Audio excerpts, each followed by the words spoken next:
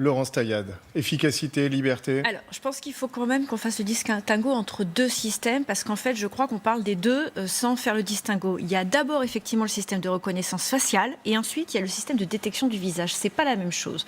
Le système de détection du visage, effectivement, on va avoir votre visage à l'écran, et on va se servir de votre visage comme une photographie. Après, il y a le système de détection faciale qui détecte un certain nombre de points sur votre visage et qui va faire des comparaisons.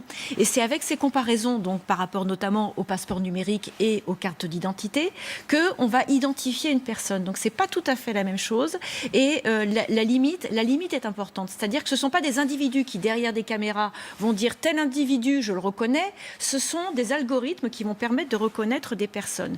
Ça, c'est la première chose. La deuxième chose, ce qui est important là-dedans, c'est de savoir qui va être, justement, qui va récolter ces données. Parce qu'effectivement, il y a eu des dérives, notamment en Chine, dans la contrée En Chine, c'est l'État chinois qui récolte les données à la fin, de toute façon. Il y a un expert ONG néerlandais qui a expliqué qu'il y avait eu 2,6 millions de fiches individuelles qui avaient fuité avec des données numériques, avec des données personnelles et notamment avec des données géographiques, donc en expliquant quels étaient les déplacements des personnes. Là, effectivement, on est dans la dérive. Donc la vraie question qui va se poser, c'est pas tellement la question de la reconnaissance faciale, parce qu'on est capable de le faire et que beaucoup l'utilisent déjà, c'est la question de qui va s'en servir et comment on va le paramétrer. Et en l'occurrence, qu'est-ce que dit la CNIL déjà aujourd'hui? Elle dit oui, mais dans le cadre de la fiche police-justice du 27 avril 2016. Et qu'est-ce qu'elle dit? Eh bien, tout simplement que ça ne doit se trouver qu'entre les mains de policiers assermentés. Et dans ce cadre-là, moi, j'ai envie de vous dire, si ça peut faciliter le travail de la police d'identification,